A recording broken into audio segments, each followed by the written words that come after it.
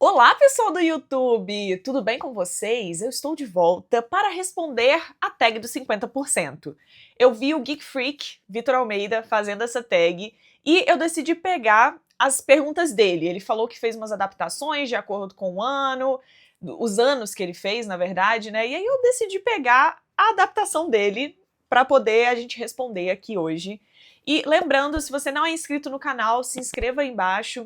Embaixo também tem todos os links de associados, todos os cupons de desconto que eu tenho nas editoras e etc. Fica tudo aqui embaixo. E não deixe de me seguir em todas as minhas redes sociais pra gente continuar conectado. No Instagram eu falo muito sobre os livros que eu tô lendo no momento, então eu fico falando bastante nos stories. No TikTok tem vídeo novo quase todo dia, mas eu tento colocar todo dia vídeo novo lá. Então me acompanha nas minhas redes sociais. E se possível, se você tiver no celular, quando você der like nesse vídeo, vai ter uma opção hypar, que aí o YouTube entende e envia o meu vídeo para mais pessoas.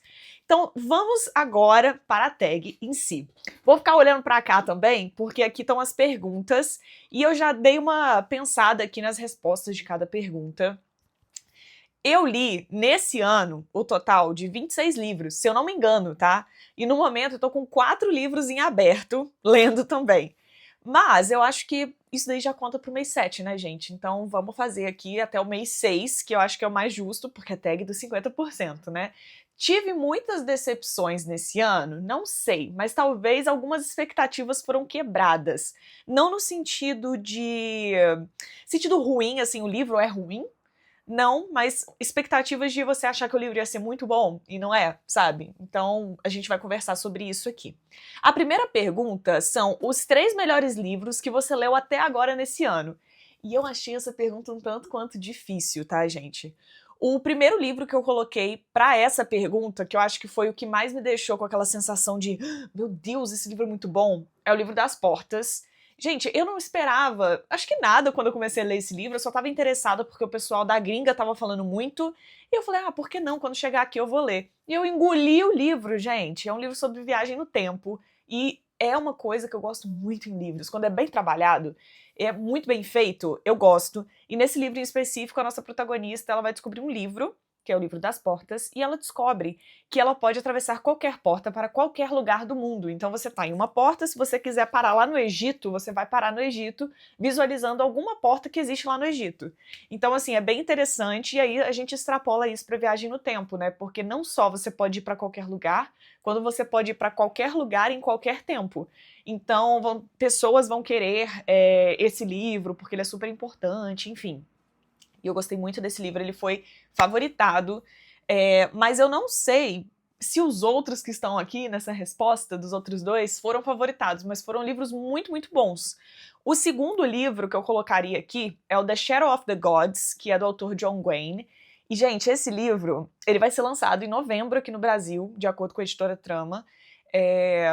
Eu gostei muito, muito de The Shadow of the Gods.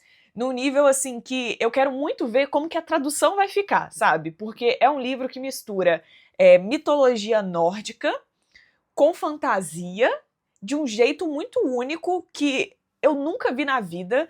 E as cenas de batalha foram a coisa assim mais incrível. Acho que foram as cenas de batalha mais perfeitas que eu já vi na minha vida, no sentido assim que ele é baseado em mitologia, mas ao mesmo tempo tem muito da cultura também, não só a mitologia. Então essa cultura que a gente vê às vezes em filmes, sabe? De como as batalhas eram naquela época, na época dos vikings, etc. Tem muito, entendeu? Então é como se você estivesse lendo a cena de batalha, só que você tá conseguindo vê-la na sua cabeça. Sabe aqueles hologramas que a gente vê em filme?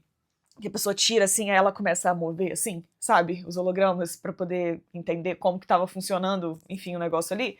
É assim que eu sinto com The Shadow of the Gods. Todas as cenas de batalha, parece que eu tô vendo ela de todos os ângulos possíveis, porque ele escreve muito, muito bem. E eu quero muito ver isso traduzido. E eu quero muito, muito, muito, muito mesmo ver isso traduzido. Porque é um livro que ele é muito complexo de se ler em inglês.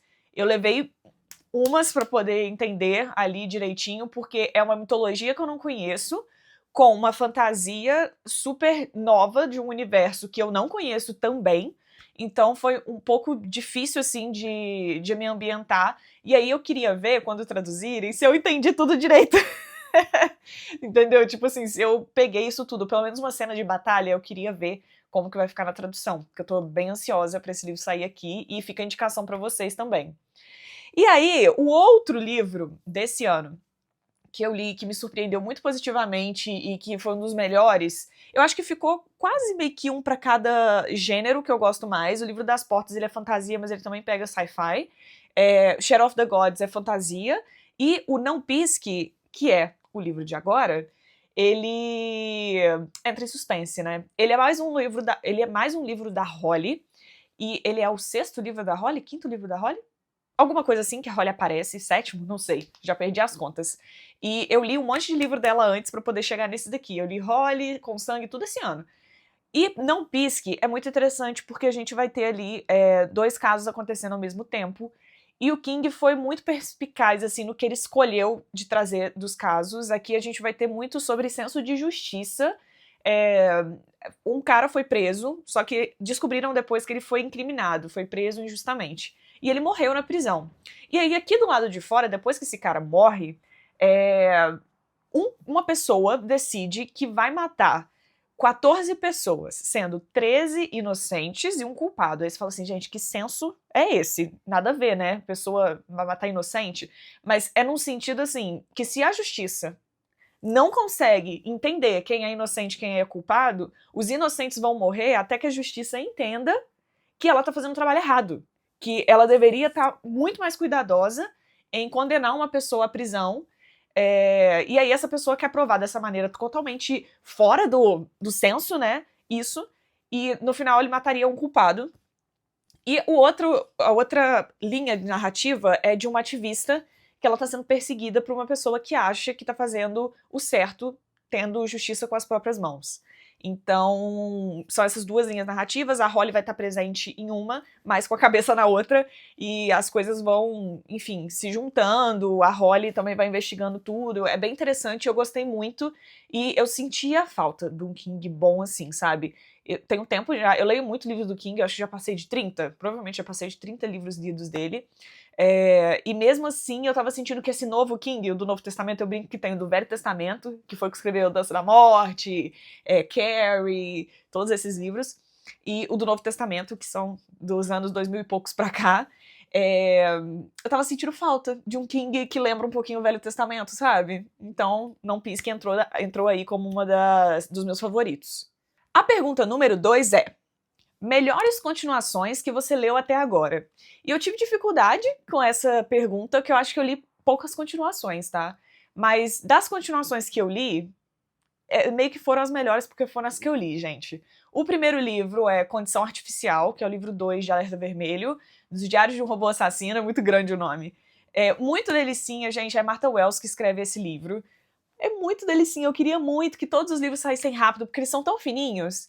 E a gente vai acompanhar ali esse robô que conseguiu hackear o próprio sistema para poder assistir série de TV. Só que ele é um murderbot, né? Ele é um robô assassino. E assassino no sentido assim, ele é colocado para poder proteger pessoas. Então, você vai para um planeta, no caso é uma ficção científica. Então, se você vai para um planeta que ele vai ser habitado ali por coisas que você não conhece, você manda um desses robôs junto com a equipe que vai ali fazer rastrear o mundo, né? Pra ele poder proteger a galera. E aí é muito interessante porque esse robô agora hackeou o próprio sistema e ele tem próprios pensamentos. Então é muito interessante você ver ele percebendo as nuances da humanidade, as coisas no geral. Então eu gostei bastante dessa continuação e já quero o livro 3, né? Mas...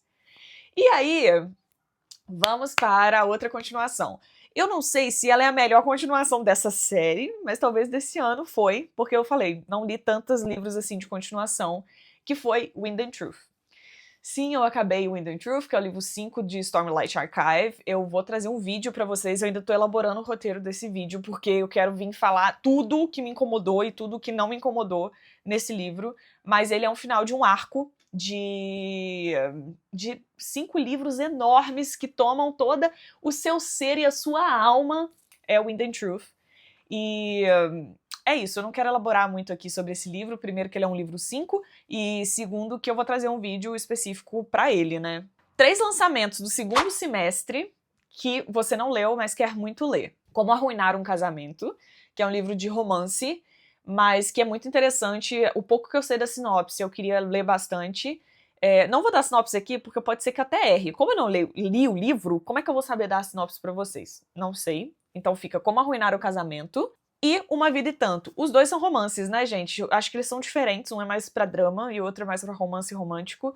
Mas eu gosto bastante dos livros da Emily Henry, então pode ser que esse dê certo. E eu ouvi falar que esse é completamente diferente dos outros, e que uma amiga minha que leu falou, ele é completamente diferente, mas eu acho que ele é a sua cara. Então, eu quero muito ler esse livro, e não vou falar o terceiro livro, porque não tem, eu acho que é algum que eu tô esperando muito, assim. Na verdade, não é nem que eu tô esperando muito, né? Porque não sei se eu falei a pergunta certa, vamos lá. Lançamentos do primeiro semestre que você ainda não leu. São esses lançamentos que eu ainda não li, porque eu não consegui pensar em nada que eu não li pra trás que eu queria ter lido, entendeu? Então, acho que esses aí são os que eu mais queria ler agora. O livro mais aguardado do segundo semestre.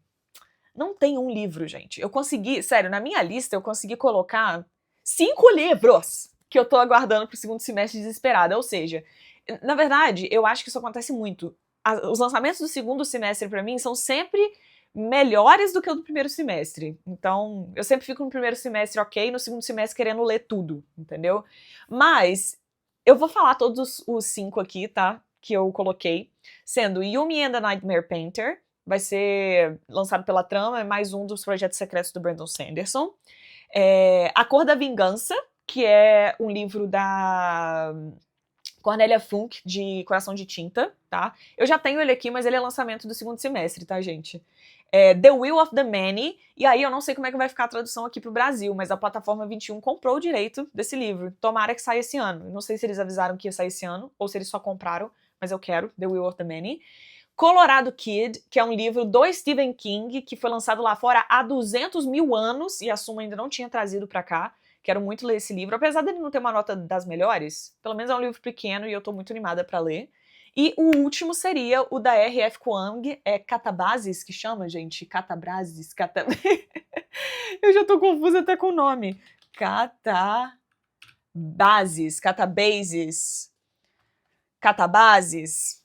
Esse livro aí da R.F. Kuang eu também tô muito animada pra ler, que também vai ser lançado aí no segundo semestre. E aí, a gente vai para a pergunta número 5, os 3 livros que mais te decepcionaram esse ano. Novamente, eu acho que não teve nenhum livro que eu falasse pra você assim, nossa, me decepcionou num nível absurdo, eu odiei. Ainda não, nesse primeiro semestre não. Mas tiveram alguns que eu não gostei muito, assim, e aí eu coloquei eles aqui. O primeiro é A Traidora do Trono, que é o livro 2 da Rebelde do Deserto. No Deserto, do Deserto. Rebelde do Deserto, eu acho. É um livro meio de série. É um livro que não entrega muito. É um livro que, pra mim, poderia juntar o 2 e o 3. Eu não li o 3 ainda, mas pra mim poderia juntar o 2 e o 3 e fazer uma coisa só, virar uma duologia, sabe? Não achei ele muito bom não, tá, gente? E isso foi o que me deixou mais animada pra terminar a série, mas eu quero terminar. Outro livro foi um de suspense, que é O Que Está Lá Fora. Ele é da Darkside. Ele é legal, ele não me decepcionou assim, nossa, mas ele ao mesmo tempo é um livro de suspense muito previsível, sabe? Tipo assim, na primeira vez que os personagens apareceram eu já falei, ah, entendi, eu acho que é isso aí.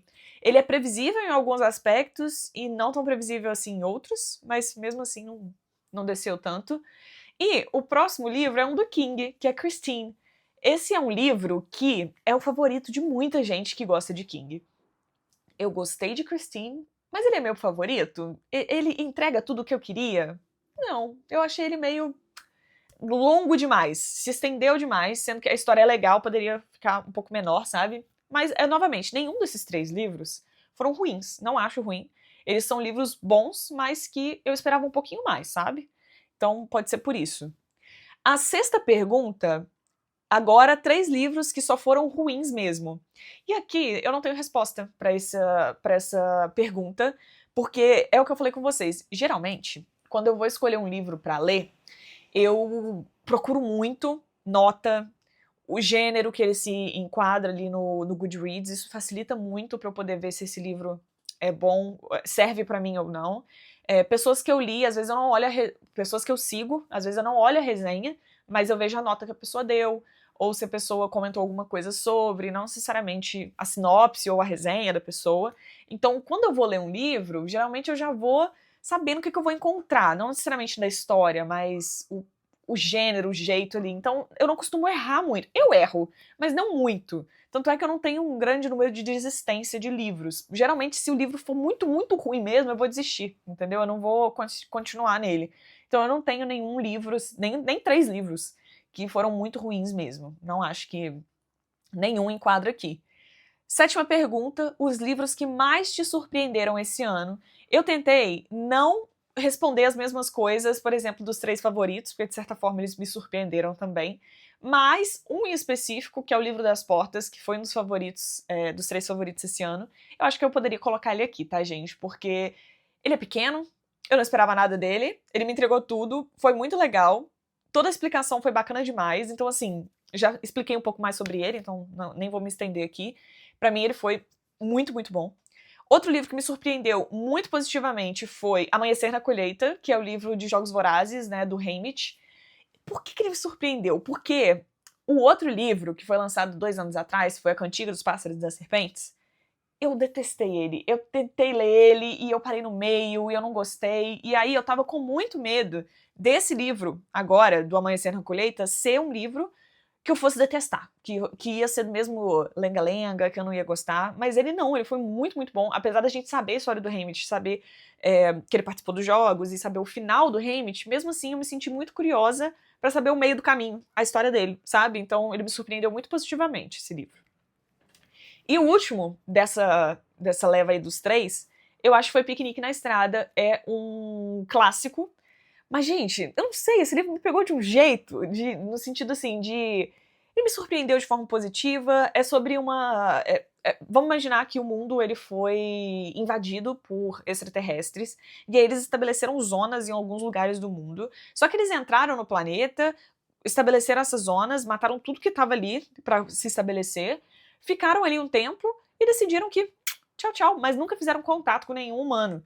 E aí essas zonas meio que continuaram a existir depois que eles foram embora. Então os humanos, tem alguns que chamam stalkers, que eles entram nessas zonas e eles tentam tirar materiais lá de dentro para poder vender do lado de fora. Só que é super perigoso, porque você não conhece, você não sabe o que você tá pegando, você não sabe nada. E a gente vai acompanhar, basicamente, acho que é o Red, o nome do personagem principal, pra você ver como é que me pegou, porque eu costumo esquecer os nomes dos personagens.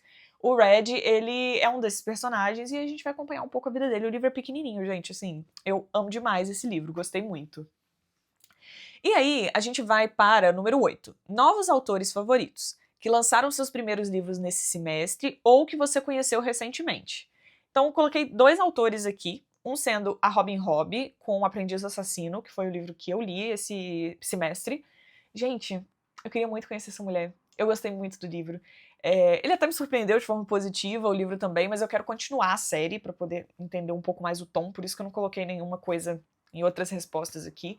Mas a Robin Hobb, ó, amei essa mulher, recomendo. E outro autor que eu conheci, tanto lendo quanto pessoalmente, porque entrevistei o homem, John Wayne, também amei ler The Shadow of the Gods. Acho assim que, gente, esse homem tem que vir pra cá, pro Brasil, assim, todos os lançamentos dele. Ele tem outras séries, ele tem várias coisas publicadas e acho que a gente tá faltando ter. Ele tem uma vibe medieval também, é o que eu expliquei do The Shadow of the Gods, eu acho que perfeito. Amei John Wayne, leria, se publicasse aqui, eu acho que eu leria tudo dele também. Vamos tentar ler aos poucos em inglês, né? Número 9, um livro que fez você chorar no primeiro semestre. Não tenho nenhum livro que me fez chorar nesse primeiro semestre, então fico sem resposta nessa. Um livro que te deixou feliz nesse primeiro semestre.